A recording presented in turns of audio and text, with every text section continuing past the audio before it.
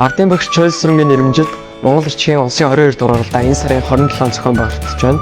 Үүнтэй холбогдуулан монголчуудын өнөөдрийг хүртэл хэрэгжилж ирсэн Монгол Ирчиг түүнтэй холбогдох тол бичгийн талаар давч мэдээллийг дэлгэн өргөж байна.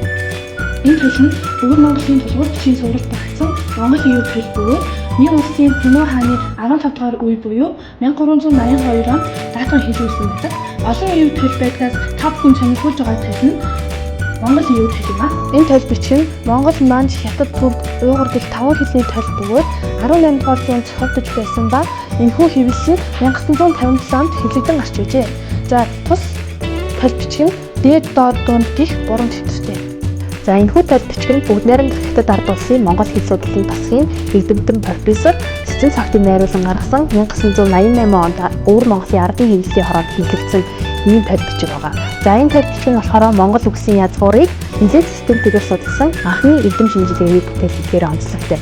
За энэ төл бичигт болохоор 3 түм гаруй үгийг сонгоо аваад 5000 гаруй үгийг 6000 гаруй үүсмэл үндсийг оруулсан гэдгээрээ бусад төл бичгээс онцлогтой байдаг.